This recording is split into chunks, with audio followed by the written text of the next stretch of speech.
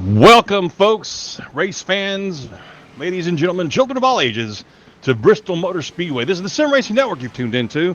Another fine presentation of the Sim 500 series. Tonight, it's the Trans Service Cup series, the Monday night series, where 40 of the best in iRacing are going to get on Bristol Motor Speedway, a half-mile gladiator-style, Coliseum-style track, if you will. Tonight, again, I got Gael Brooks in the booth with me. Gael, how you doing, bud?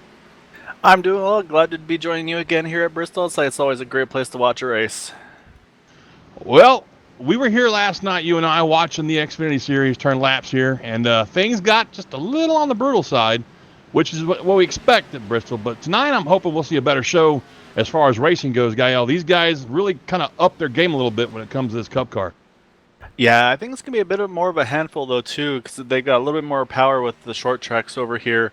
But then again, with the new aero package, I'd say it'd be interesting to see how these cars behave with each other compared to the Xfinity from last night. Absolutely. Well, that new package is in effect now, and I've done some laps in the A car at Bristol, and it didn't feel a whole lot different, other than you can carry a little bit more speed through the middle of the turn. But I hate this track. I'm not even gonna, mess around with you. I cannot stand this racetrack. Not one of my favorites as far as sim racing goes. It's just a thing for me. But they're in the middle of qualifying right now, so we're gonna go over the top 10 in points. That's Trey Edson. He's still your leader. He's got a 13-point lead heading into tonight with Justin Fuller in second. Falkingham, who is on a hot streak, I might add, is tied with Nick Silver for third. Chad Cole is back there in fifth. And let's see, Comstock sixth, Mike Kelly seventh. He's tied for seventh with Nelson Rivera, which puts Anthony DeBarro ninth, and Chad Coleman 10th. This racetrack is going to be a points shaker upper, as we call it. I said this last night about the Xfinity Series, and I was right. There was a lot of movement in the points. So tonight, these guys got to be on their toes, man. Just any kind of wrong move at all, and they're going to find themselves way behind the eight ball and possibly losing points. Yeah, so this is definitely almost a Talladega type race for when points are involved. And yeah, I'm curious to see. I think we might see some plans change a little bit based on last night's race. Let's say we saw Pit Strategy wind up winning the race there. So I'm Well, curious to see if that yes and changes no. for I others. mean, yes and no. I don't know. For those of you that missed it last night, our race winner, he only reason he stayed out, and this is from his own lips. The only reason he stayed out on that last pit stop was he was trying to dodge the wreck that was right in front of pit entrance. And when they opened the pits up, he was still up high and he couldn't get in, so he couldn't pit. And the guys that were in front of him, they pitted, and he stayed out along with 11 other cars, and he wound up taking the win. So that's he even said it wasn't so much strategy as just being lucky. So I don't know, I'll take luck as long as it involves a win. Yeah, I say take them any way you can, and that's kind of the way I've been. Say it's been a while since I've been able to get one, but yeah, I say it takes luck sometimes to get these wins. But I say right now it looks like Scott Sinley's on the pole here over Doy Woods by 200ths of a second. We'll see if anybody else puts that in a late lap here and change the standings. They are hauling the mail right now, man. That 14.6 seconds around this track is definitely quick. I mean, hell, the slowest guy so far is just under 15 seconds. So they're going to be turning laps here really fast, folks. This is going to, I highly doubt, and this is not a knock against the Sim 500 boys. I doubt it's going to go green the entire way, but while they are going green, they'll be turning almost 4 seconds per lap. So it's going to be flying. We've got 200 laps tonight. We're being told by a bunch of our drivers on track that they can go at least halfway on a tank of fuel, but I don't think it's going to be a fuel thing, Gael. I think it's going to be more like attrition and tires. Yeah, I think keeping the car in one piece as best you can, and then yeah, make sure you have the tires at the right spot. Let's say I don't know. I think maybe in the 50 to go range might be where a lot of people plan on making their last pit stop for the night. Well, we've got about 15. We've got 15 seconds left in qualifying. We're going to take a quick 10-second break for station identification. We'll be right back.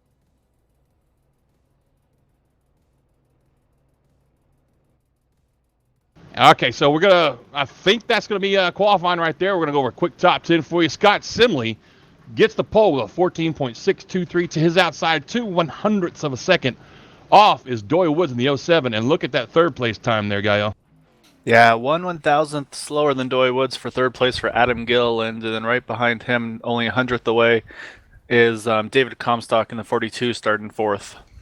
Inside row 3, Doug Roth. He's 1/1000th off of Comstock's time. To his outside, Mitch Rollo, who's looking to turn his luck around. And 7th, we've got Anthony DeBar on the 27, and then in 8th, the 20 of Chad Coleman.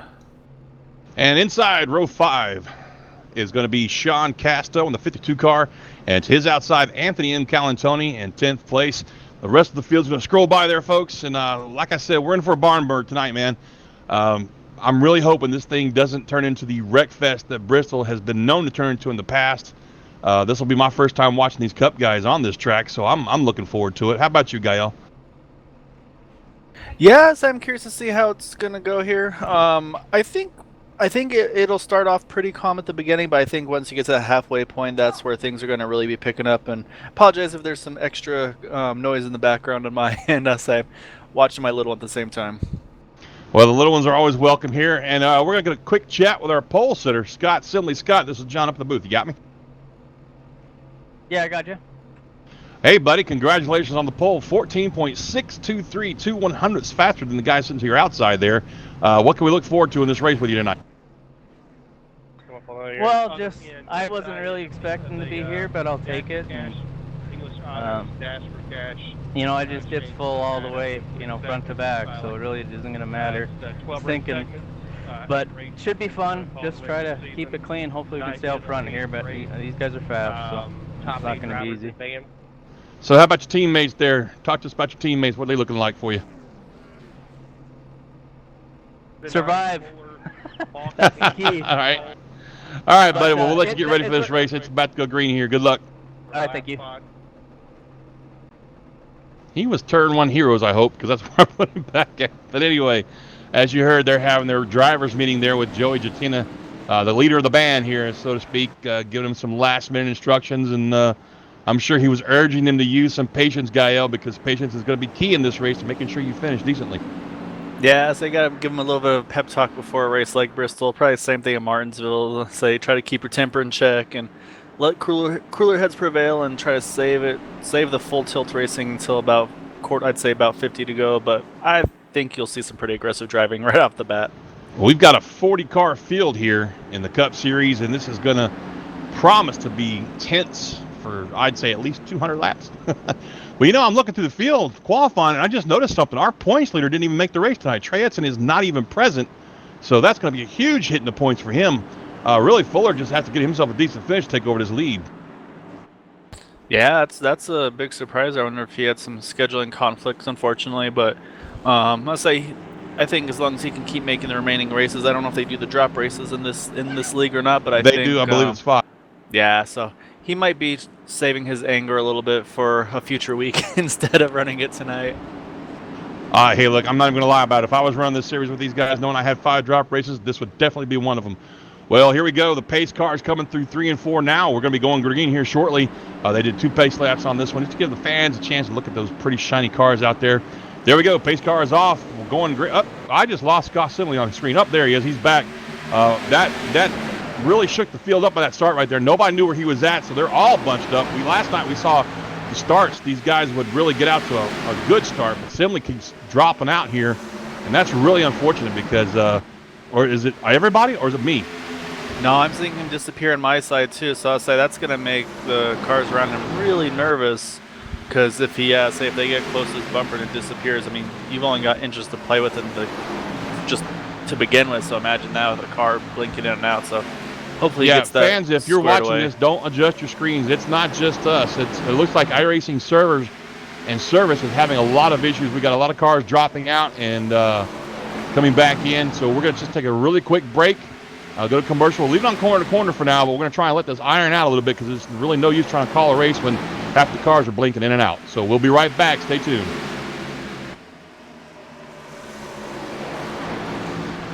All right, Watson, let's analyze the chemicals in this cigarette smoke. Cadmium? Check. Formaldehyde? Check. Arsenic? Sir, isn't arsenic what they used in rat poison? Yeah. Isn't arsenic what they used in rat poison? Oh, what was I thinking, sir? It's not like we're gonna smoke them. Neither will the rats. Tobacco is no joke. Cigarette smoke has over 7,000 chemicals. Learn more at thefactsnow.com.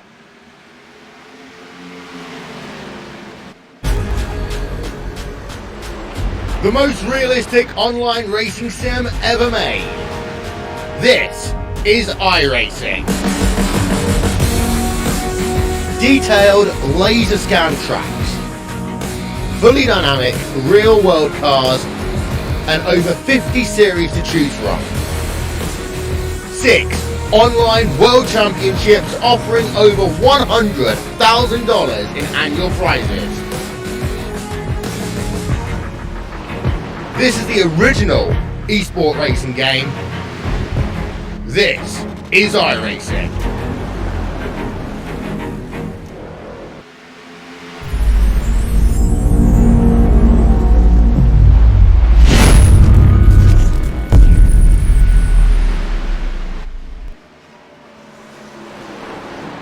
And welcome back to Bristol Motor Speedway, folks. We're going to turn over to Gael for a few minutes. I'm having some issues on my end, so I'm going to do a quick restart, and I'll be back as soon as I can. Gael, take it away, brother. All right, good luck, John. I'll see you back here in a few.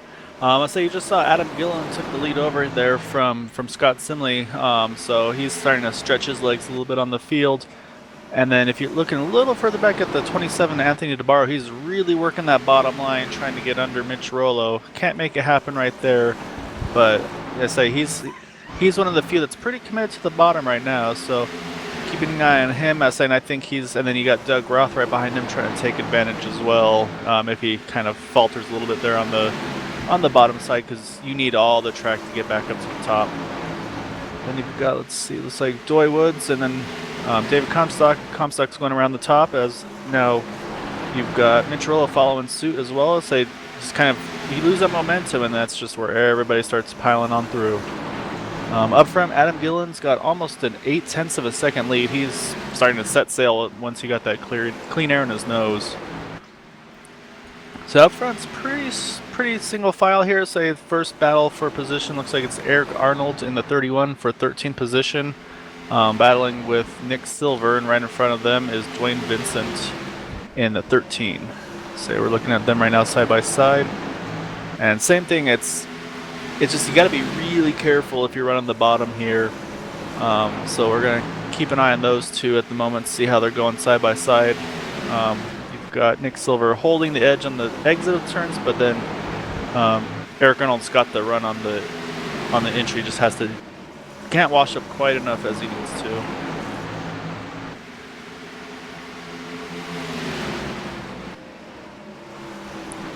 And looking more back up front again, you've got David Comstock is up to third, and then you've got Mitch Rollo and Anthony DeBarro side by side for the 4th position here.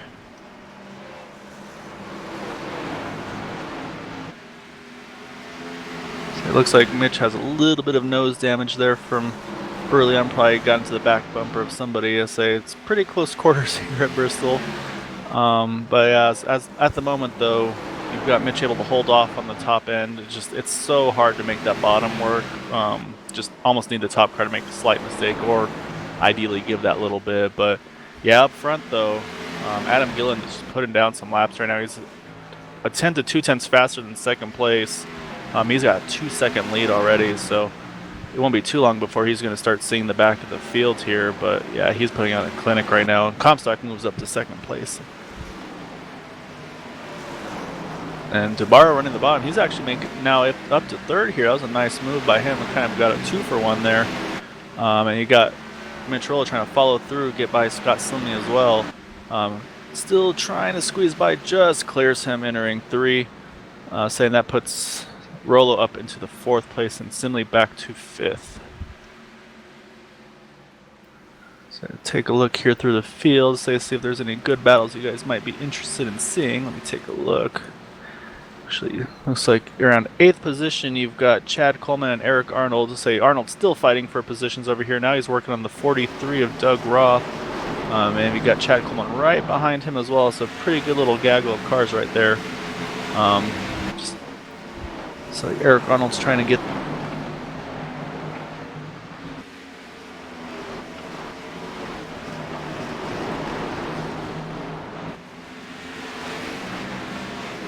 Alright, now Chad Coleman's looking under the 43 of Doug Roth, trying to get the 9th position here, and I think we're working on getting our man John back in the booth as well, just getting everything loaded back up for him. And saying And Daniel Fockingham, I say, last night he had a really good run, just didn't have quite the pit strategy he needed. He started 19th and he's up to 13th at the moment, but behind him, Justin Fuller started 27th and he's up to 14th place already, so he is making some big moves right now. And that's without any help of caution, so he's got a really fast car tonight. So he's going to be one to watch out for. Taking a look back up front here, we've got Adam Gillen still leading. He's got 2.5 second lead. Actually, now it's over. Anthony DeBarro just got by David Comstock, so Anthony is now up to second place, started in 7th. So he actually ran a faster lap than the leader that last time by. And apologies for my child enjoying herself watching YouTube. But yeah, DeBarro's put in a good run on here. Started 7th all the way up to 2nd already. Again, it's gone green flag for 30 laps here. And Eric Arnold also from 16th to 6th. So there's definitely some cars making moves. And yeah, Adam Gillen's about half a second away from the 89 of Brian Wertman to start lapping some of these guys. And I say that's where I think he's going to have to really kind of pick and choose where he needs to go and just hope that they don't mess. Now saying we're riding on board here with Adam Gillen. You can say you can take a look and watch what he's going. There's the 89 just lets him go right by. That was nice. I'll say that's what you hope to see if you're Adam Gillen, but there's going to be others that really want to hold their track position here. So they might fight him a little bit more, but I think they've got that Adam Gillen in 81 has the pace right now, so he's just got to kind of pick and choose. Has to guess a little bit where those cars are going to go. Like right now, you got the 6 kind of running in the middle there. So Adam Gillen gets a really good run off of 4 and gets to inside of the 6 here. Saying just Eric Cleesman on the backstretch. So I say while that's all going on, I'll say now DeBarro's going to be catching the same traffic as well in just a few laps. So it'll be interesting to see how the intervals change. I'll say right now, actually, though, even with the lap traffic, Gillen's up to about a 2.5 second lead, 3 second lead. Just kind of fluctuating based on where they are on the track. So they're running some pretty good lap times right now. I'll say coming up on the 1 here of Chris Cabot. So yeah, he's kind of picking them up, putting them down. They're spread up just enough where it's actually making it pretty easy for him to get by everybody here. But it's going to be the next cars he's going to be coming up to are pretty packed into each other. So it's going to be a little harder sailing for him, I believe, at this point. Gonna take a look back here, see what's going on further down the fields for everybody. So you still got some good battles going on. So you got the 43 and the 84 running side by side there for the 12th and 13th position, or 13th and 14th position. My mistake. Oh, there's trouble in the back with the 93. I think he hung on to it, but that was a moment there. As for Kevin DeBrown, so he's able to hang on to it, but yeah, he was sideways there. So we're gonna take a look, see what happened there. Hey boys, how's the night going? Turn. Oh, looks like the 00 of Ben Kilcrease gets into the back of him. Oh, yeah, he's able to hang on to it. Everybody did a good job getting underneath that, but yeah, that was a really close call there for Kevin DeBrown. Hopefully he can get himself back up and rolling here and make up some ground. And those two are teammates. And yes, I have returned. I had to run down to the hot dog stand, man. I didn't eat dinner tonight, so I was kind of hungry. But wow, teammates getting together on track. Who'd have thought something like that was going to happen, Gael? Yeah, I feel like that happened to us last night as well. So at Bristol, I'll say it's hard to have too many friends there. It's kind of, they say every man for himself at sometimes with these deals. So saying we're already 42 laps in though. I'd say when they go green, these things go pretty quick here. So Adam Gillen still got about 2.5 second lead though on Anthony DeBarro and still putting down some pretty quick cars. I say, although he's starting to struggle a little bit now getting by some of these other cars from about the 33rd position on up.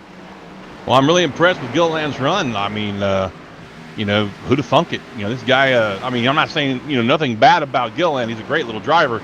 It's just that we don't see him running, up in the top like this in the Cup Series if ever. I don't really remember seeing his name. I've seen him in the Truck Series a few times. I've raced against him in their Truck Series, but really great run from tonight. He started 3rd. He's up to 1st already. You covered Justin Fuller's run already. He's up to 9th from 27th, and that's going to help him in the points. Again, Trey Edson, our points leader for this series, didn't make the race tonight, so he's going to take a hell of a hit points-wise. But, yeah, you said it yourself, man. 45 laps in already. These tires are starting to give up on them, starting to get a little squeaky, a little loose on them.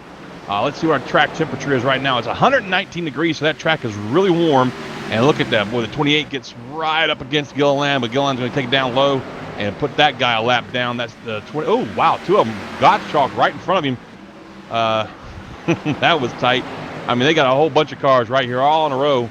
Would probably help if I zoomed out a little bit there. There we go. Yeah, and, they're our finding leader hard to try to stay in the lead lap right now. You got the 44 and the 45. I'm saying I think that's going to be what's going to happen is you're going to get some of these guys pushing too hard just to try not be the one to get lapped down. And I think that's where you're going to see some trouble happen, where it's just someone pushes the envelope just that little bit too much, and that's where it's going to – that's usually how these cautions wind up happening here at Bristol. Yep, we've seen that before. We saw it last time, the Xfinity Series. Guys fighting to stay on that lead lap, got into each other, and wound up almost taking the leader out. But hopefully that won't happen tonight because these guys seem to be. Oh, Gilliland gets wicked loose coming off a 4 right there. Hell of a good save right there. Just caught that right side, caught his right side against the 34. Able to hang on to it, but I'd say that's almost exactly what we're talking about there. He's got to be extra careful. I'm saying Anthony DeBarro now is close into. Oh no, and there's what we're worried about. Wow. That is not good. That was the leader getting into the back of a lap car. The lap car of Glenn Hamlin at 44. Yep. Kind of checked up a little bit on exit, unfortunately, and saying 81 just got into the back of him. And that's exactly what we were worried about happening. Say, we'll take a look at this on the replay, though. The bad news is Timothy Johnson in that 28 car that he just passed up really hit the back end of Gilliland pretty hard there and caused some significant damage on that back end of that car. But that's going to put us under caution, and I tell you what, Johnson he came out on the short end of that stick. He's got a lot of damage on that car, on the nose, and he's got to be careful of overheating. In the meantime, our leader's going to be coming down pit road right now, and we'll see how this works out. We got a lot of guys going around the pace car trying to get their lap back. It looks like Gilliland's on pit road, guy. So we'll watch these pit stops and see how it goes, and see if he chooses to get that damage fixed or if he just comes in, gets his car going, and gets back out. Yeah, so he had a little bit of a gap there on DeBarro in second place. So I'm thinking maybe if he watches his mirrors, waits to see DeBarro move, and then once DeBarro starts rolling, he'll probably jump out too, just to maximize as much as he can get fixed. But yeah, so there goes DeBarro. His tires and left. Yep, I say he decided track position's more important than getting any more of that damage fixed. And I say we've seen that a lot over these past few races, where they'd rather just keep that track position, especially at a track like Bristol. Absolutely. I mean, this is one of those tracks where track position is really utmost important. I mean, there's no messing around with it right there. But we're gonna let this filter around a little bit here, Gael. We'll get ourselves reacquainted with the top 10, see who's going to filter out where. Well, I tell you what, Gillen's got a lot of damage on the back end of that car. He really does. Yeah, so I wanted to take a look at that as well. I haven't. Oh yeah, he sure does have a good bit on there. Say the front looks. He's got a little bit on the right side as well, but yeah, that back is pretty rough. But I'd say it might be in a spot where it doesn't affect his car too much. I think the front fenders are usually the more critical locations. Well, the only problem he's got to worry about is that spoiler. If that spoiler's wrinkled up too much, he could get a little bit loose in those turns a little bit quicker than he wants to, especially if there's a gap between the spoiler and the fender right there. In the meantime, we've got a lot of cars in front of him that stayed out. It looks like these are lap cars that are trying to get their lap back. They can take that wave around when they go to 1 to go. So let's see. It looks like... or did we have other cars stay out? Let's see. That's Gottschalk in front of him. Ewing stayed out. So, Ewing's going to be our leader, and Gottschalk, Adam Gilliland is third. So, wow, these two out front.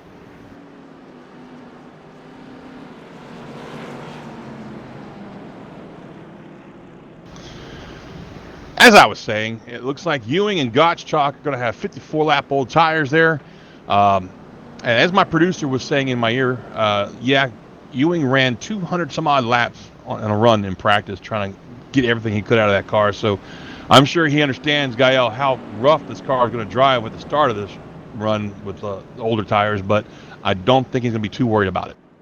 Yeah, I'm trying to figure out what's going on here. So I have a feeling with this caution coming out involving the leaders, I think it's kind of stacked some people up where they didn't think they should be, and I think that's messed up a little bit of it. So yeah, this is going to be interesting here with Shane Ewing, because again, they went about half of a fuel run there, so he's going to have to pit within about 45-50 laps, somewhere in that range. So he's going to have to be really careful here and just try not to get run over. And I'd say his best friend right now would be a quick yellow just to get him back on sequence with everybody. Yep. And no interest. The other guy went in there, so that puts Gillen on the outside, which is actually the preferred lane for starting. So here we go. The pace car should be ducking off right here. We should be going straight back to green shortly. And that's the restart right there. And look at that, man. That's he spun those tires pretty good right there. Yeah, I think DeBarro was getting really nervous. Oh man, he just tried to force a gap in there. Didn't want to lose any additional time. I say, yeah, this is going to be a little bit hairy there. We might want to keep an eye on the 32 because I think he's going to be in a bad spot here. Yep, absolutely. He's dropping back in a hurry there, all the way back to past 12th, 13th, deep down in the field. So it might be a case of he didn't really want to stay out. Again, we saw it last night where wherever the caution falls at and then trying to get around the pace car, do what iRacing's telling you to do, you end up not being able to make your pit stop. That's one of the other reasons I hate this track on iRacing. Yeah, you have to be real careful, I'll say, with the pit strategy here. I'll say, and yeah, he may have just missed his pit stall, or something may have happened where he wasn't able to pit. Otherwise, he would have gotten a lap down. I'm not exactly sure. But Adam Gillen's able to get the lead back, and then you've got Comstock now up to second, and then DeBarro fell back to third since he was held up behind there on third place on the start. But man, yeah, DeBarro is really pushing hard, trying to get back around Comstock and get challenged for the lead here. So he's really working. He's been working the bottom most of this race. You've seen a lot of guys running that top side, but he's been pretty committed to the bottom here, and it seems like it's been pretty beneficial, especially on that longer run. He was making a lot of moves down on the bottom. So then last night we had a really good run for Eric Arnold. Looks like he's continuing it here at Bristol with the Cup car this week. Started 16th. He's already up to 4th.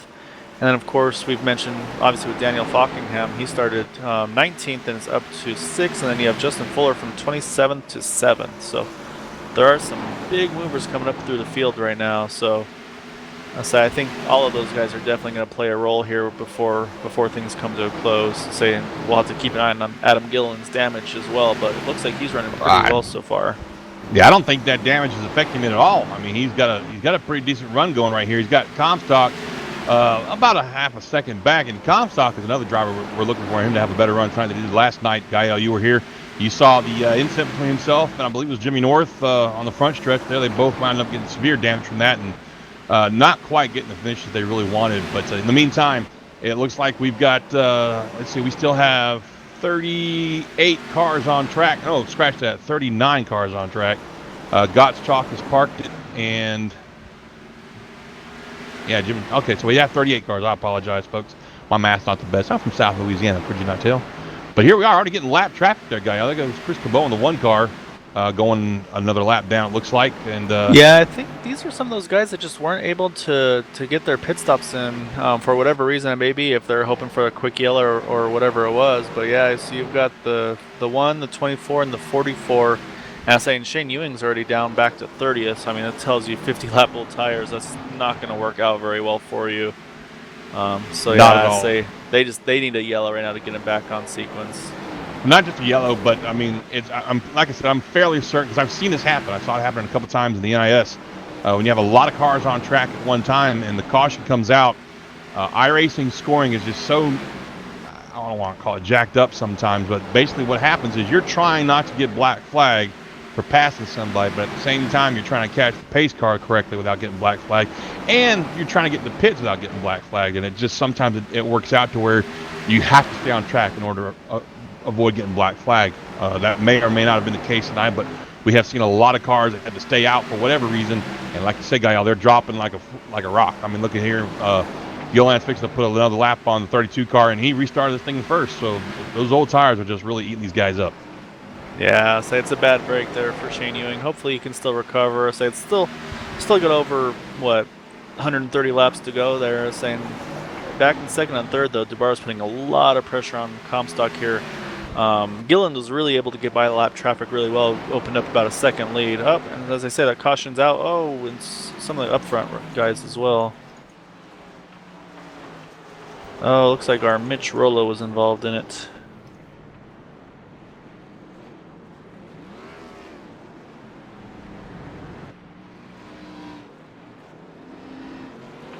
Yeah, I'll have to take a look here at, I say they're working on getting the replay rolled up here. I'll say, well, looks like the car number 51 was part of this. Justin Fuller. Oh. Yeah, that was a bit of a squeeze job there between a bunch of Three cars wide here. never works here. Rolo was involved, like you said. The 44 was involved again, and he took a few cars with him. Man, that's just a huge pileup down in the turn. Also, Jason Barham was involved in this. So many cars got clicked in this. The 45 and the 51's going backwards on the track. Oh, there he goes. He's swinging around now, but my goodness, that was a huge wreck with a lot of good cars involved. That puts our leaders back on pit road. Comstock and Gilliland are already up on the jacks, and Gilliland is down and away, and he's going to come off pit road there.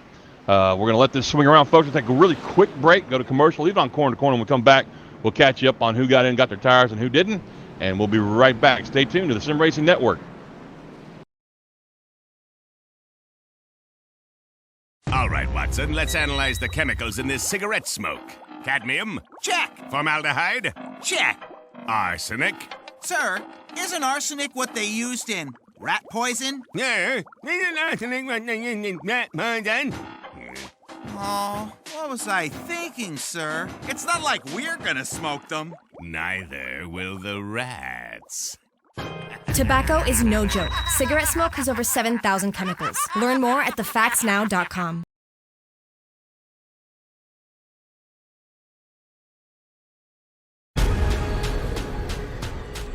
The most realistic online racing sim ever made. This is iRacing.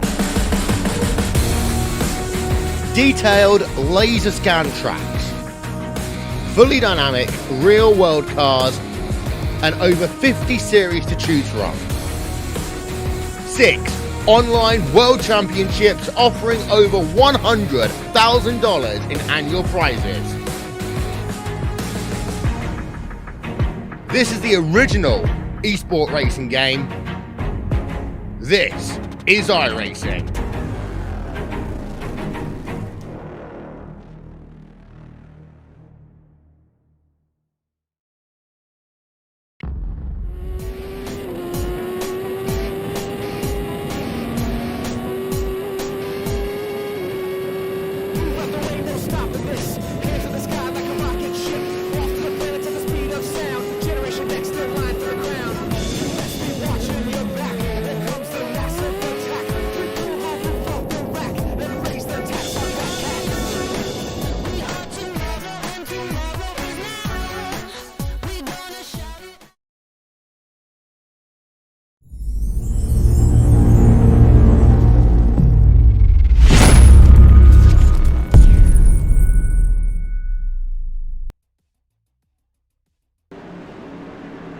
And welcome back to Bristol Motor Speedway, the Sim Racing Network's presentation of the Sim 500 Trans Service Cup Series on Monday night here. And folks, we got a wild one on our hands here at Bristol. We already have 2 cautions down. Pace car is about to duck off. There he goes. Doyle Woods and Justin Fuller both stayed out. Fuller was involved in that last caution, so I don't know how it's going to work out for him. And look, bunch of spinning tires and everybody checking up right there. Our former leader, Adam Gilliland, had to get hard on the binders right there to miss that one.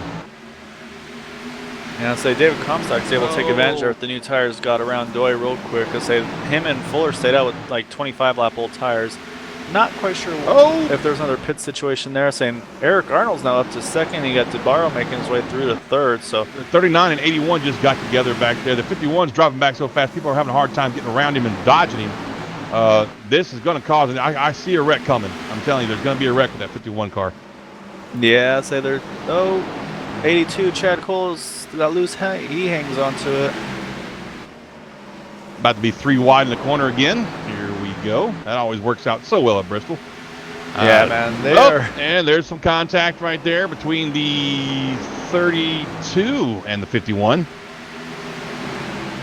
I'm not real sure what the 51's going to try and do here. If he's just going to try and stay out and pray for a car where he can get in and get his tires changed or what. But he is dropping like a rock. Again, 3 wide. There goes Simley. Simley was our pole winner. He's way back there in the back of the field now. Again, 3 wide, folks, is not something you want to do very often here at Bristol Motor Speedway, but damn if these guys aren't doing it anyway up here. Kevin DeBrown took a 3 wide with Chad Cole, who's still falling back. One there. You look like EJ got another big big 07 to car 07 barrel roll on his roof barrel rolling. Oh my goodness. My goodness, that's just ugly right there. Holy smokes. Let's see if we can get our replay pulled up real quick here and see what happened there.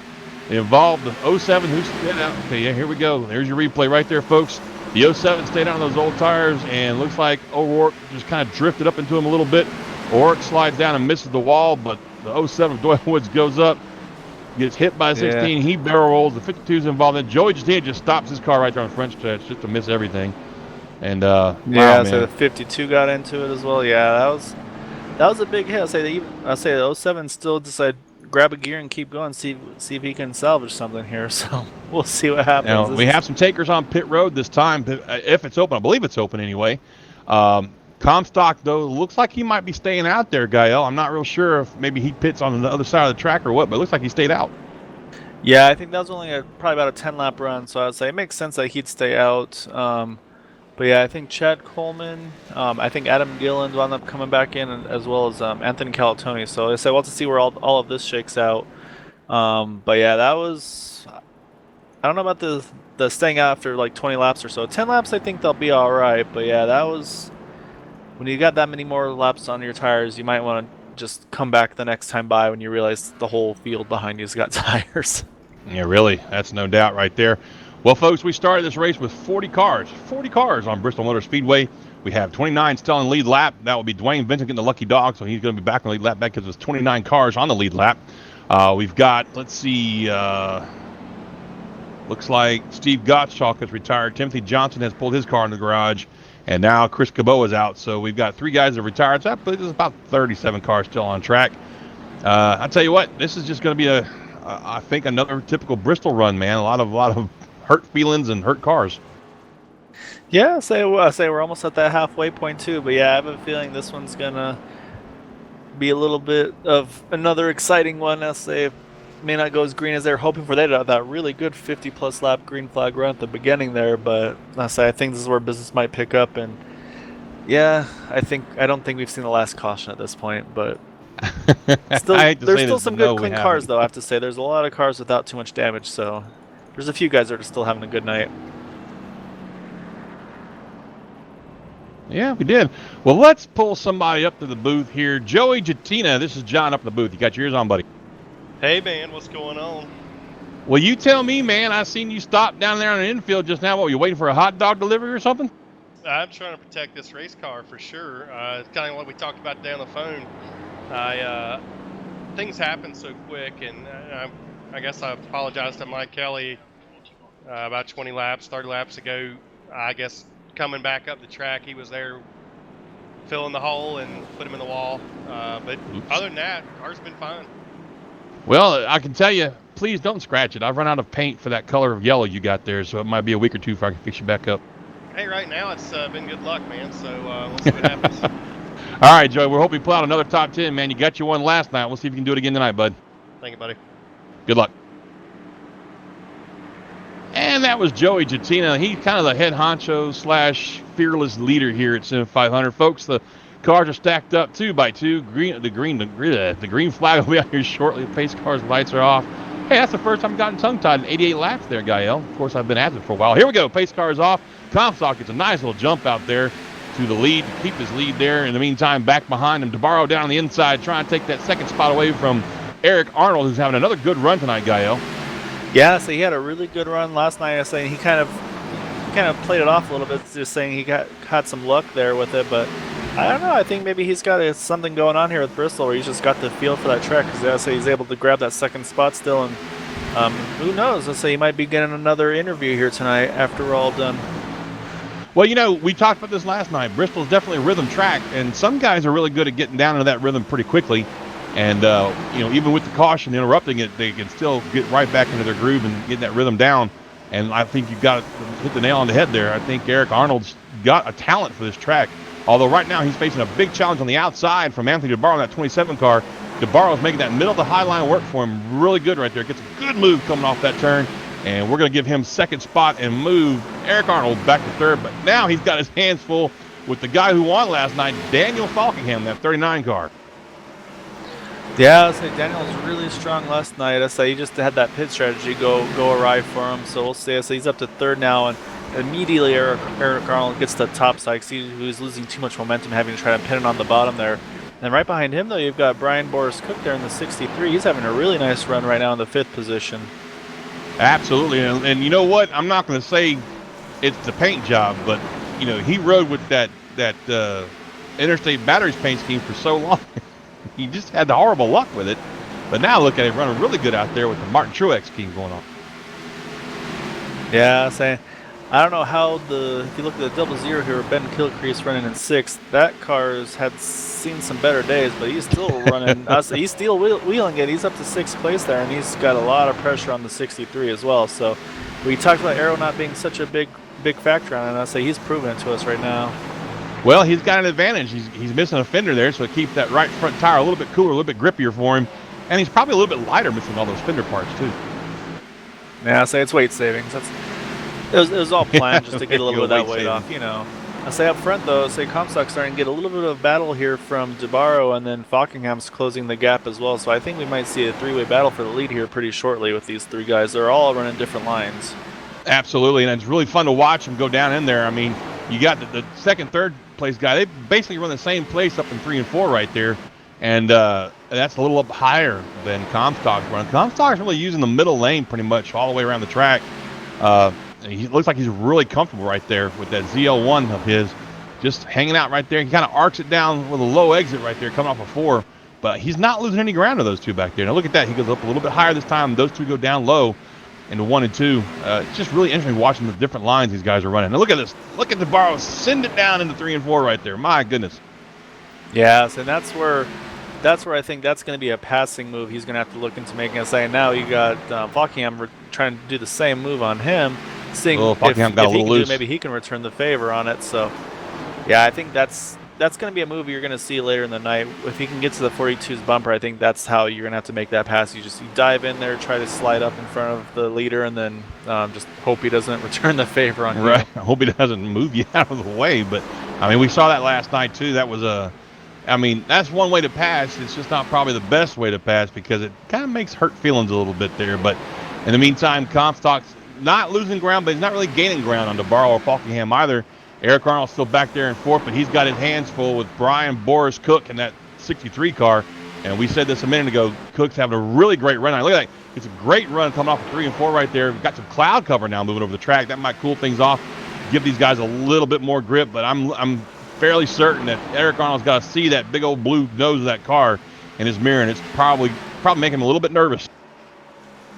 Yeah, so I started looking a little further back in the pack here. I'm looking at the 81 of Adam Gillen. He's moved up now into the 8th positions, working on 7th already of Mike Kelly as well. He pitted for tires there, so he's got about 10 lap fresher tires. We know he's been fast all night so far, but I was a little worried because he restarted, I think, around the 18th position, but he's really making these tires work right now. Well, folks, don't forget we have what we call the triple threat of broadcasting here at the Sim Racing Network.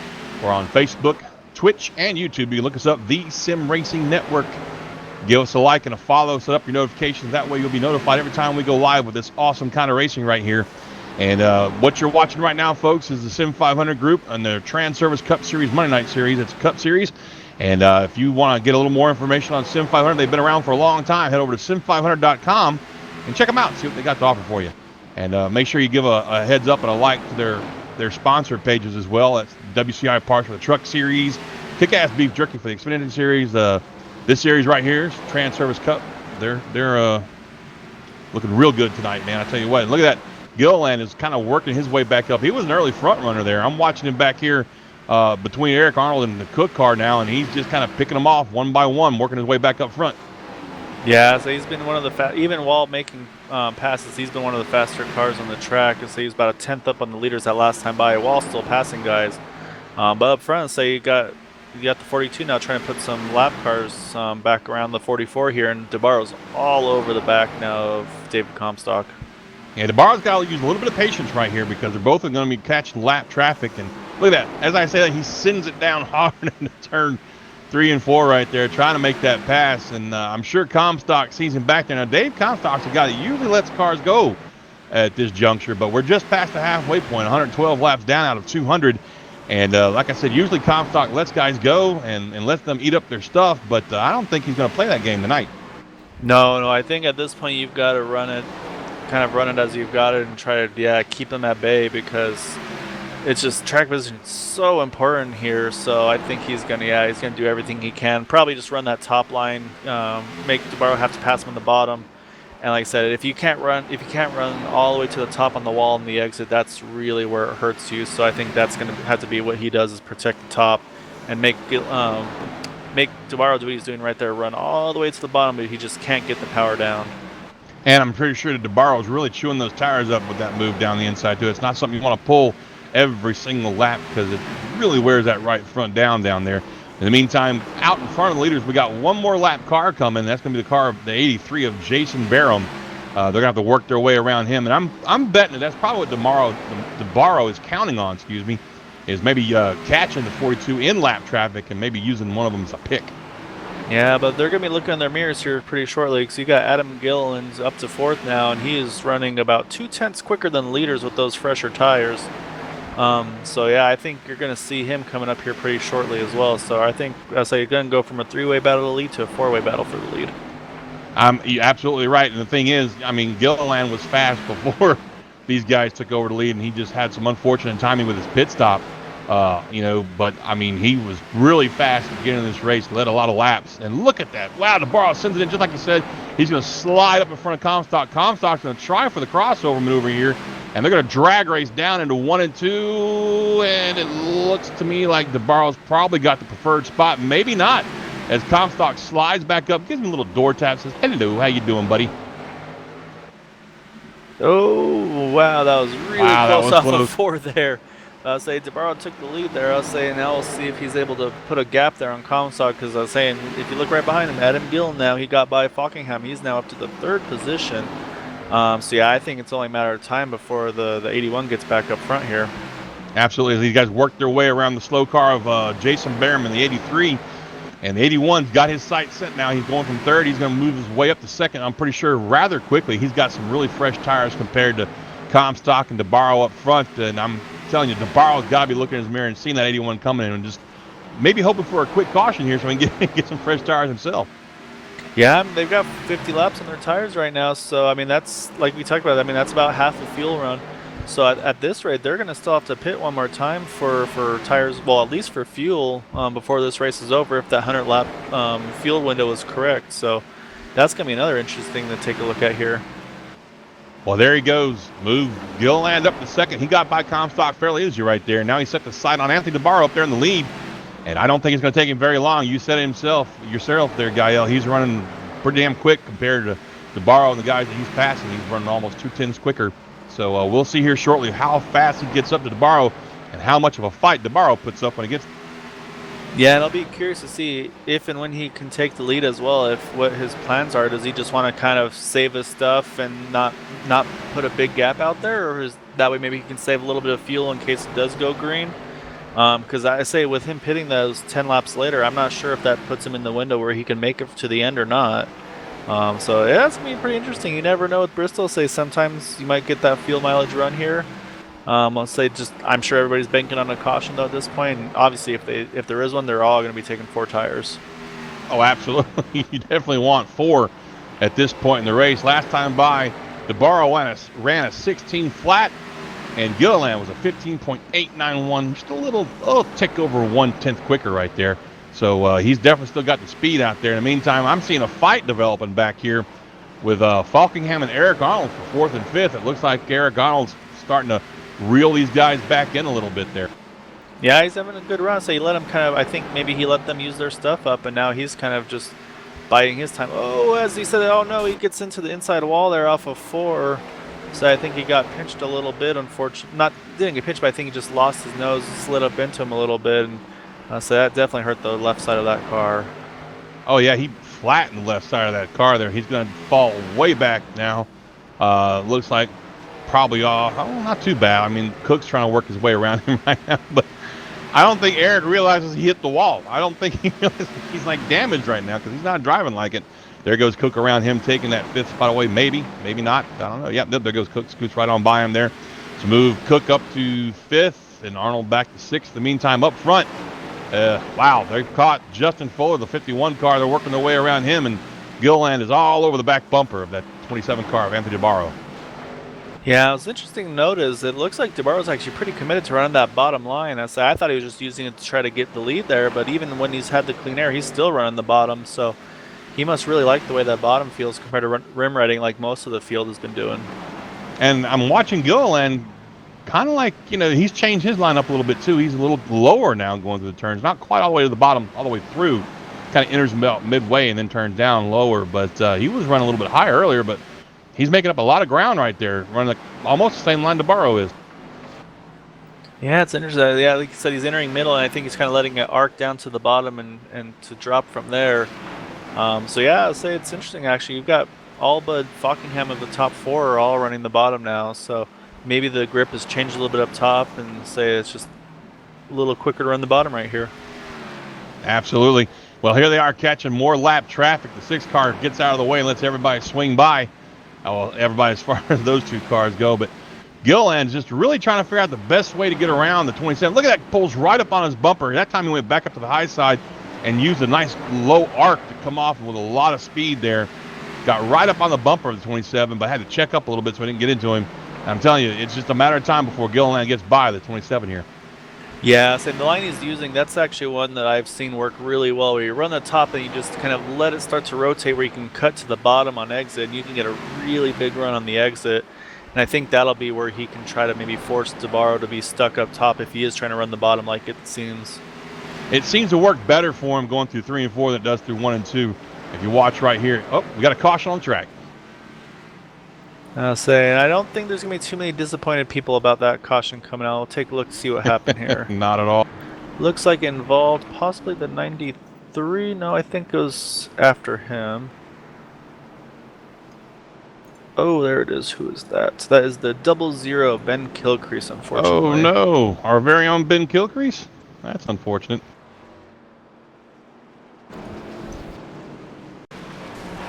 Yeah, it looks like he got... looking at this replay, looks like he got a little tap from behind from the 15 and just had, nowhere to go but the wall. Came back down and caught the back end of Mike Kelly again, and then got head-on collision from his teammate Kevin DeBrown in the 93. So that's unfortunate for Crossover Motorsports. 2 of their cars heavily damaged in that one. Looks like Kilcrease is minus a lot more body panels this time. Looks like he's missing a nose now. So that's unfortunate. In the meantime, everybody's going to come down pit road, I'm guessing, and get 4 tires and fuel, and that should make everybody here on 1 lap 40. They're all good to the green. I'm trying to catch up on the laters here, see where, lap 140. So yeah, no, I think from here they'll easily be able to make it. Taking a look at this pit stop, it's going to be close on exit there. Adam Gillen's able to grab the lead there around Anthony DeBarro, and then Daniel Fockingham's able to get up to 3rd around David Comstock. Tell you what, that was a really good pit stop by the 81 team, man. They got him in and out really fast right there. So he's going to probably take that lead away. We'll wait and see if anybody stayed out. I doubt it. At least I hope they didn't, because they've been out there for a long time. Everybody has. Now, we do have a lot of cars in between our leaders and the pace car, but a lot of these guys are lapped down trying to get the wave around, I'm sure. So we're going to let this filter around, folks. We're going to take a quick break. Leave it on corner to corner. When we come back, we'll give you the restart, and we'll see who lines up where. Stay tuned. It's Sim Racing Network. We'll be right back.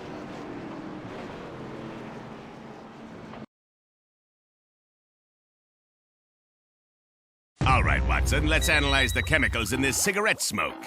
Cadmium? Check. Formaldehyde? Check. Arsenic? Sir, isn't arsenic what they used in rat poison? Yeah. Isn't arsenic what they used in rat poison? Oh, what was I thinking, sir? It's not like we're gonna smoke them. Neither will the rats. Tobacco is no joke. Cigarette smoke has over 7,000 chemicals. Learn more at thefactsnow.com.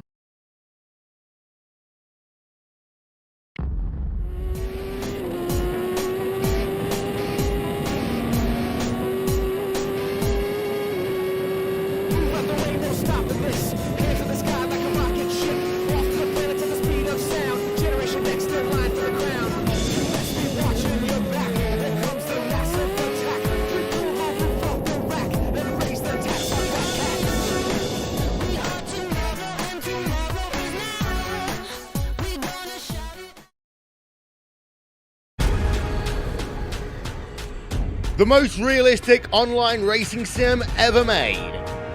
This is iRacing. Detailed laser scan tracks, fully dynamic real world cars, and over 50 series to choose from. 6 online world championships offering over...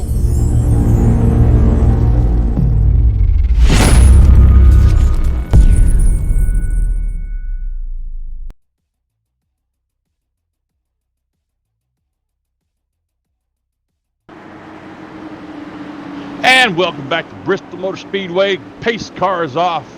And Gilliland takes that outside lane, gets a great restart right there. Good jump. Comstock right on his bumper. So Comstock's going to squeak up in that second spot there. Gael take that away, move DeBarro back to third. Falkingham in fourth. And on the outside of Falkingham, Chad Coleman in that 20 car. Something we haven't talked about all night long tonight. He's snuck himself up there in the top 5. Yeah, so he's kind of been biding his time. So he got a little bit of damage to the front of that car too. But I say now it's time to be aggressive and try to keep that track position that you got. Saying you got DeBarro now working and trying to get back around the 42 of David Comstock. So I believe the 81 and the 42 are teammates. So I think that's a big reason why you saw the 81 restart up top to help his teammate out.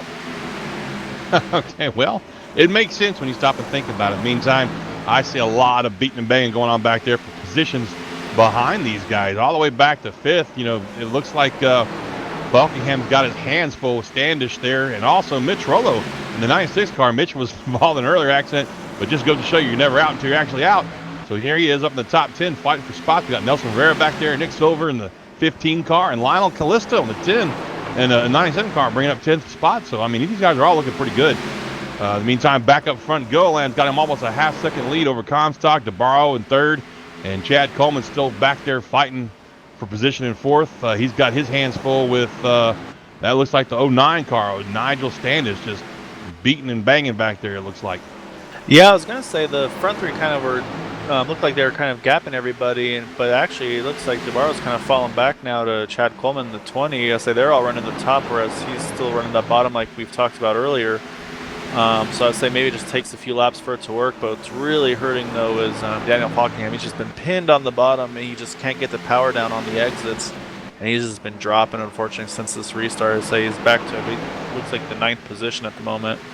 Yeah, I was watching that too. Track temperature has dropped down to about 115. It's nice and cool out there, wouldn't you say?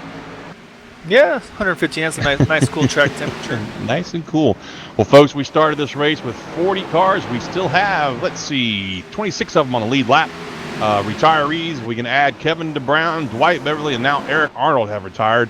A lot of cars getting just kind of destroyed and beat up out there. So that's about, let's see, 9-10 cars that are out of the race now due to damages and whatnot. Looks like Lockhart's still plugging away out there. He's 8 laps down. Jason Barham's still out there plugging away. He's 4 laps down. God, these cars are a mess, too. Look at these guys. Just all banged up.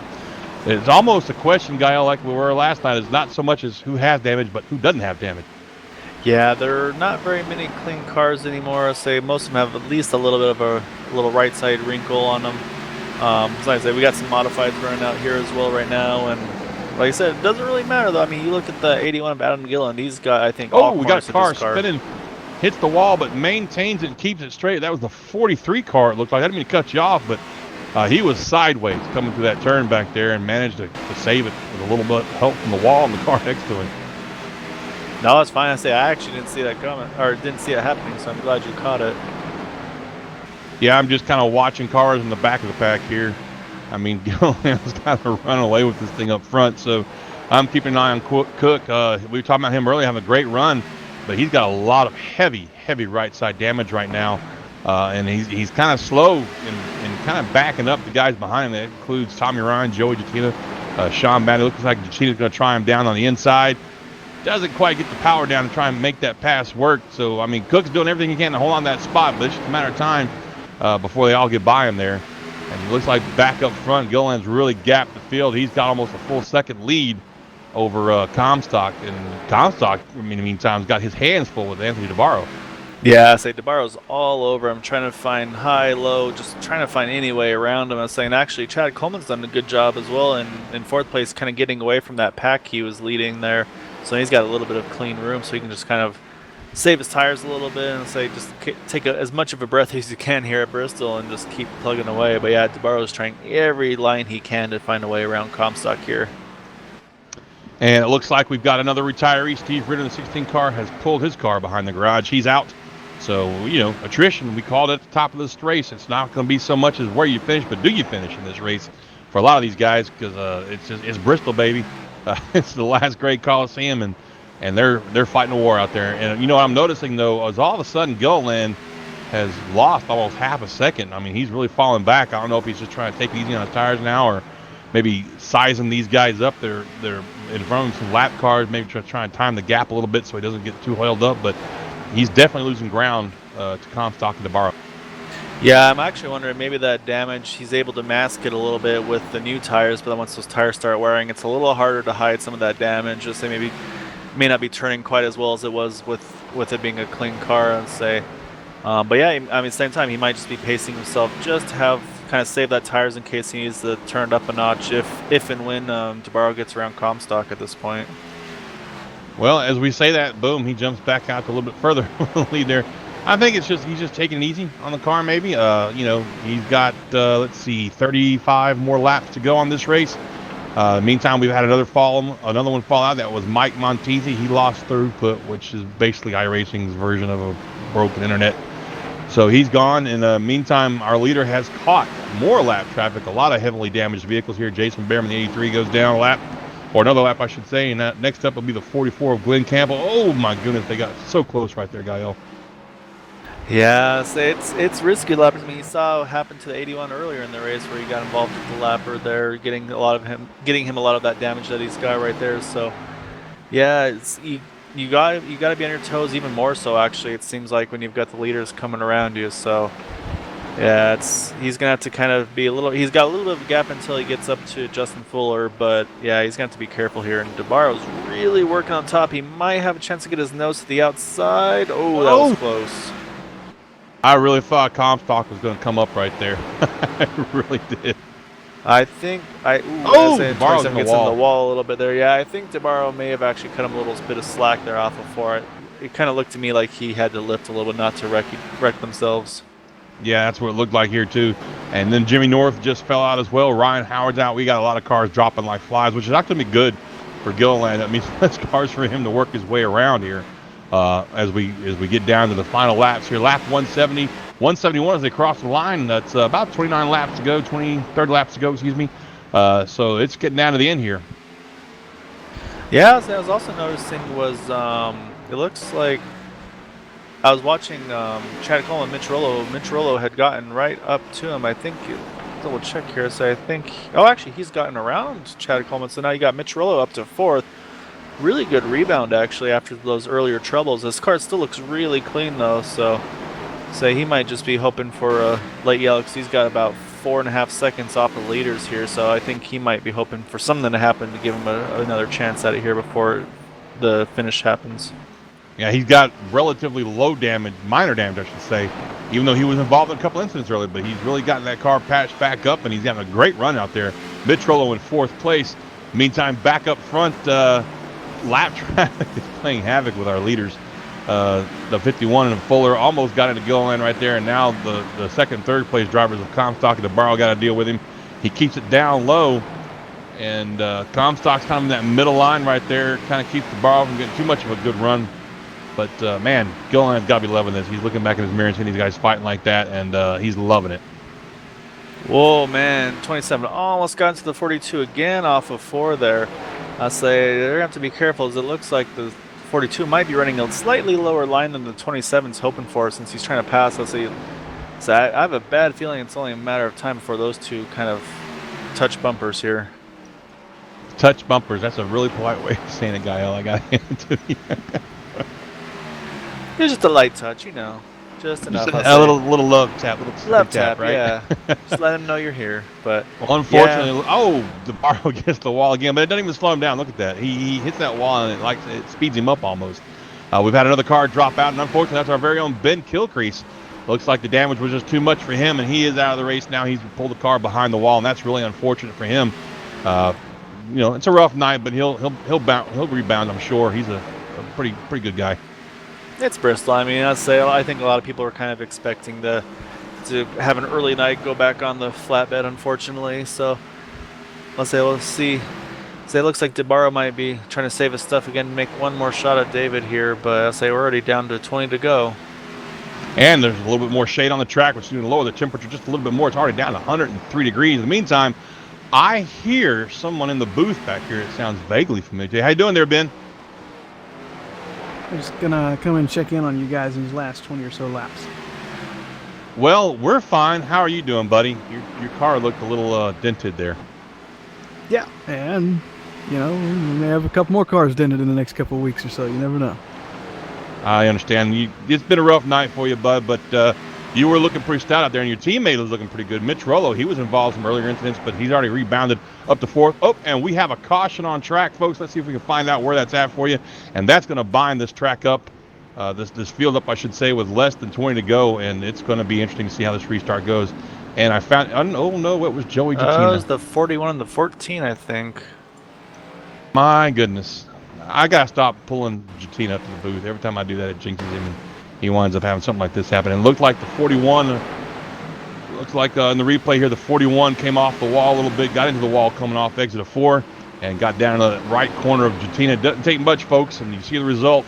Jatina goes for a pretty bad ride, noses into the outside turn, and kind of ruins his day. He had a pretty decent run going top 20 there, but at least he's still running. He'll be able to get it, back on track there and work out some sort of a finish. But like I said, that's going to bunch this field up, Gael, and we could see some real serious action here on the next restart. Yeah, so it looks like leaders are taking 4 tires here. Gillen's able to get out ahead of Comstock, and then DeBarro, at least on the front stretch, pits. I'll take a look what the back stretch does. I think Daniel Falkingham may have played some pit strategy there because he just got out in 4th. I think he may have taken 2 tires there just because he was so pinned back. That was really his only chance that he could see. Well, we're going to let this circulate around a little bit, and we'll give you folks an updated top 10. But Ben, man, I'm sorry to see you out so early, buddy. I really am. We had a good car. Our whole team was running good there. I got into Kevin a little earlier in the race, which was my bad, and turned him a little sideways. And, I've been put into bumper to people myself all night long. That's how you have to pass in this NASCAR, on this NASCAR gimmick. But, it's just one of those things, having a good run, and you end up getting turned around. It happens sometimes, I guess. Yeah, it's Bristol. I mean, it's one of my least favorite tracks, to be completely honest with you. That's why I said this earlier in the broadcast. If I was running this series with you guys, this would be my watch night. I wouldn't even bother coming on track. I cannot stand this track, to be completely honest with you. I ran one A-Open race this week at this track and just decided that was, I'm not going to do it again. Yeah, I had the same feeling heading into tonight. I wasn't really looking forward to it, and then the car kind of hooked up, and I was moving forward. So believe it or not, I was having fun.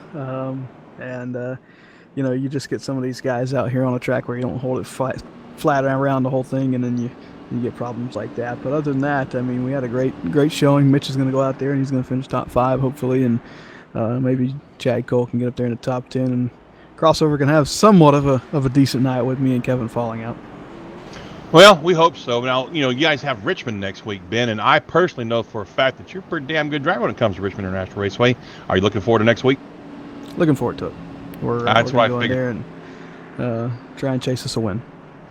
You embarrassed me at Richmond one time. I don't know if you remember this race or not, but we were doing K&N cars, and I went out there and I was on that pole, and I was all, yeah, man, I'm going to win this race, and within 5 laps you had lapped me. I wouldn't say it was 5. It was probably like 50 laps, but still. Richmond's a good track for me. It is. I'm really impressed with how you went. Well, here we go, folks. The field is stacked back up 2 by 2. Ben, hang out with us, man. Comment every once in a while. But we're going to go back to Green Gael, and I'm really surprised at Gilliland's lane choice. He's going to start him off down low on an inside line, which gives Comstock that high line. Yeah, I'm curious to see how this one works out. I think the goal is just probably get a good gap on DeBarro if they can. I'm curious to see how Daniel Falkingham survives here with the 2 tires, but it's only going to be just over 12 laps to go, as they're going green. There goes our pace car, and like you said, we're back to green, and Gilliland gets a fairly decent start, and that's going to tie up the 27 down there on the inside line where he doesn't want to be, with the 42 of Comstock on the outside. In the meantime, behind them, Mitch Rollo's duking it out with the 39 up high of Daniel Falkingham. And I tell you what, Mitch doesn't like being on that bottom any more than anybody else does. Oh, my goodness. DeBarro slides up in front of 39, really causing the check up, which makes Rollo send it down into 3 and 4 right there. I'm sorry, 1 and 2 right there. It doesn't really do him any good, though. He doesn't make any advance on the Falkingham car. In the meantime, up front, Comstock's got his mirror full of the 27 car of DeBarro and Gael.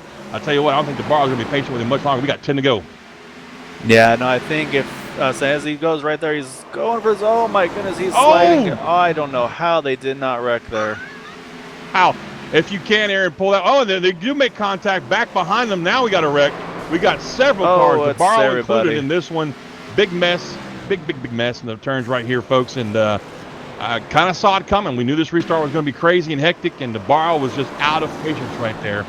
So as you'll see here, folks, on the replay, he went down and he got loose and slid, kind of came off the turn, still loose, came up in the front of the 39, then in front of the 20. The 20 and he got together and gathered up the 09, the 15, the 12, the 2 of Mike Kelly, and so on and so forth.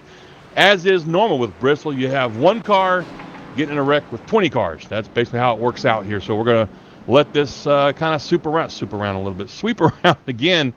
And it looks like DeBarro Gael is getting scored in 6th, even though he caused that caution. We'll see what happens here. Sometimes race control will step in and possibly black flag a driver, but we don't know what's going to happen here. But he's got some damage. I don't know how he's going to run after this. Oh, yeah. No, I mean, it's going to be a short run, so I don't think anybody's going to pit even if they were in it. It looks like what happened actually was, I believe that is the 20 of Chad Coleman kind of bounced off the wall a little bit on the back stretch, and just that kind of like what happened with EJ and Joey Jatina, and just bounced them into him and say everybody was running for everything they were worth there. And yeah, did not end ideally for them there. Well, the only person that really wanted to see that caution, or didn't want to see that caution, was Gilliland, because he was working that lead out a little bit, stretching it out. But now here we are in a caution. We're probably going to go back to green with about 5 to go. And Ben, I don't know, man. You think we'll see any chaos from this restart?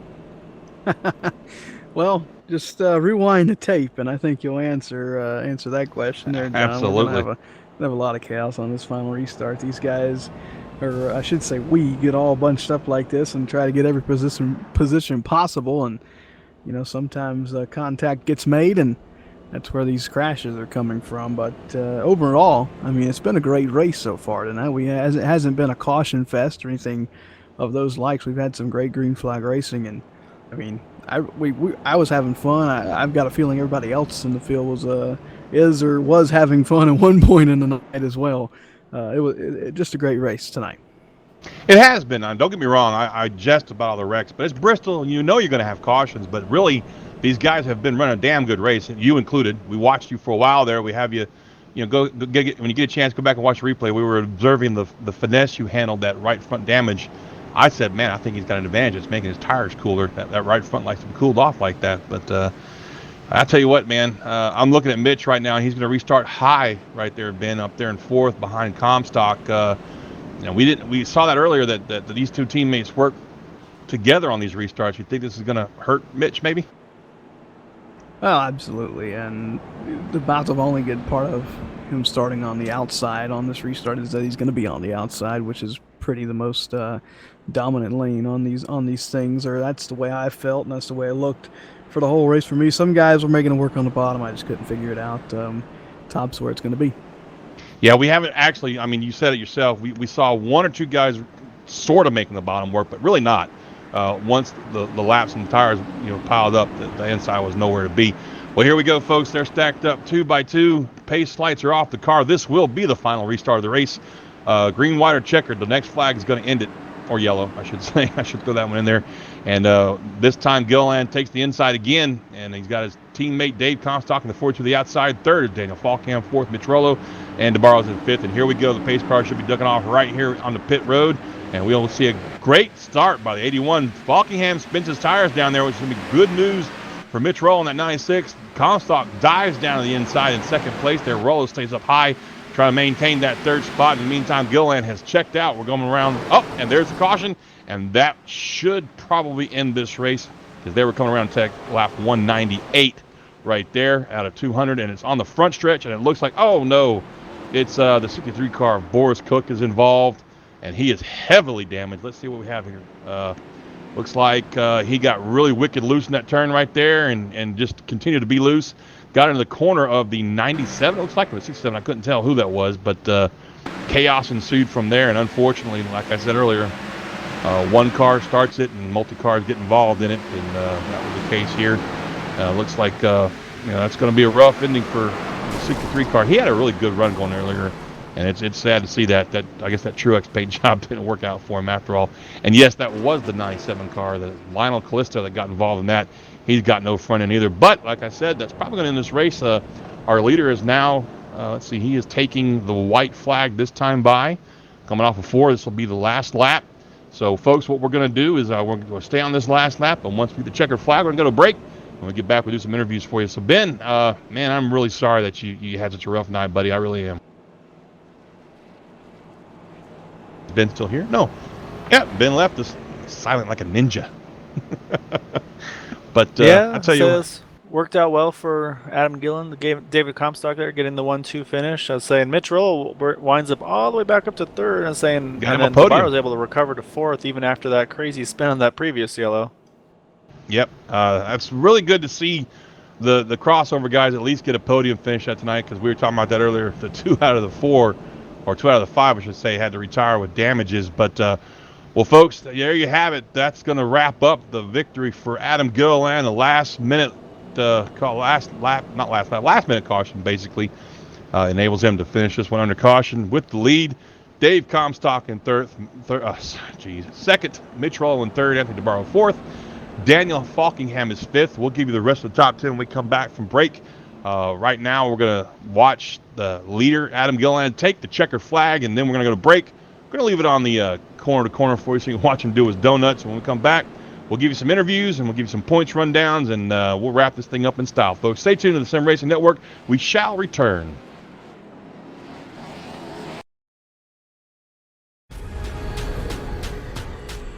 The most realistic online racing sim ever made.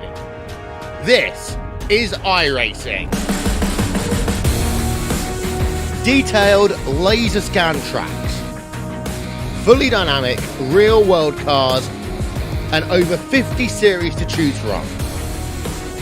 6 online world championships offering over $100,000 in annual prizes. This is the original esport racing game. This is iRacing.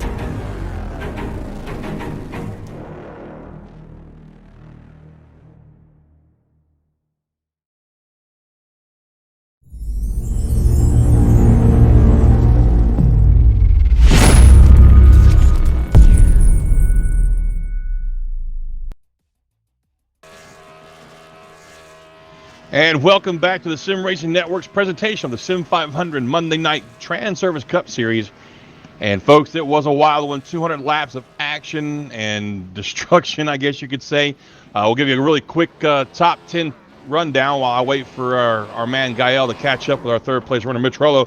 Top 10, it looks like this. Unofficially, Adam Gilliland takes the victory, David Comstock 2nd, Mitch Rollo 3rd, Anthony DeBarro 4th, Daniel Falkingham 5th, Nelson Rivera 6th, Nigel Standard 7th, Mike Kelly in the 2-car 8th, EJ O'Rourke 9th, and Sean Boundy rebounds to 10th place from 34th place starting spot. That's one hell of a good run for him. And if I'm not mistaken, my man Gael has caught up with our 3rd place runner, our very own, whoops, I might have just moved him to the wrong spot there. I got him now. Mitch Rollo gets a podium finish tonight. Talk to me, Gael. Where's he at? Yeah, I was able to catch up here with Mitch Rollo in the number 96 Ford Fusion. So able to kind of survive the mayhem and get a good 3rd place finish here. How do you feel about your night there? Well, after the night that I had, Gail, honestly, it feels like a win. After I got 3 wide in the corner there and ended up spinning out a whole straightaway later because I don't know how to lock it down. We went back to about 30th place and was just picking spots off all night, just passing guys left and right, just doing what we could.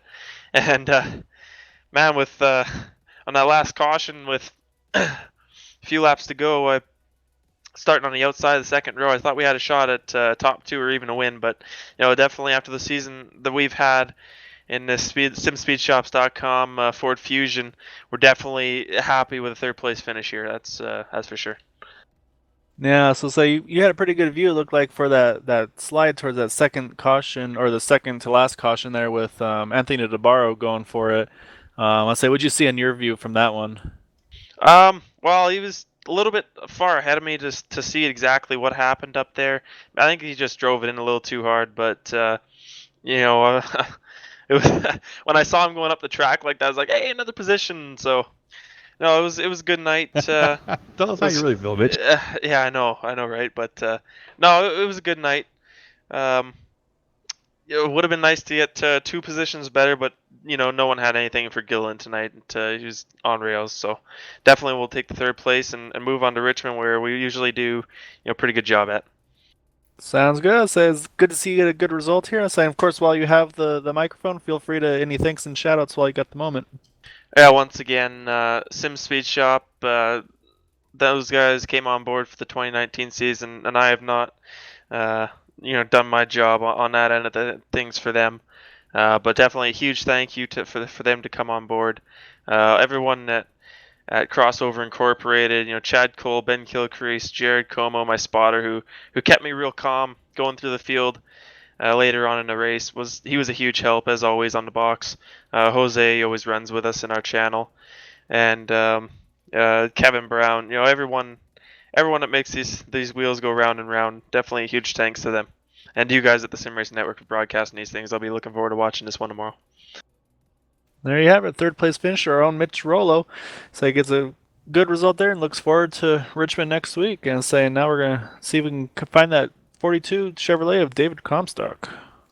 That was Mitch Rollo. He's a producer here also at Sim Racing Network. So it's good to see one of our guys have a good night. And if I'm not mistaken, Gael, you have worked your way down to our 2nd place runner of Dave Comstock.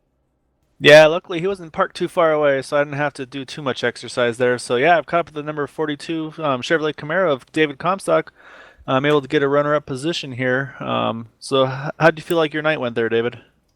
Felt like we ran solid all night long, kept in the top 5, didn't get back in the mess too much. So overall, I mean, the car is really clean, so except for a little bit of right front damage, but that's more so of my own, just running the fence here and running into the fence as well. But it was overall good night. So I was noticing there's a lot of different lines happening throughout the race. Some at one point everybody seemed like they wanted to be at the top, and then I noticed some drivers like Anthony DeBarro really wanted to run the bottom most of the race, and then there were times I noticed you were kind of running more of the middle line of the track. I say it was just based on the rubber of the track, or just kind of playing defensively too. More so, at least when you're by yourself, yes. You're kind of playing to the grip level, the heat of the track, how it's rubbering in. You're kind of testing the waters on your own and going and running all kinds of different options, running the middle, diamonding off the corners, running the bottom, top, whatever, just to try to find any kind of grip, just to try to catch Gillen there, which he was real stout all night long. So it was going to be really tough to hold him off unless like how he had there somewhere midway through the run where he got kind of caught in traffic. So we were able to get by him there, but then he came up through the field and passed us anyway. So he was just that quick. But yeah, when you get into where you're having to protect your position, yeah, definitely the high side or making sure you don't get somebody on your outside is going to be beneficial for yourself. That goes for anywhere pretty much, because they pin you down and you can't drive off the corner because you don't have the space to track out next to the wall because their car's there. So but yeah, overall just really content with 2nd place, surprisingly. I say there you have it from your 2nd place finish, like David Comstock. Say while you have the moment though, say any shout outs or thanks you want to give to some of your fans and sponsors. Everything's great.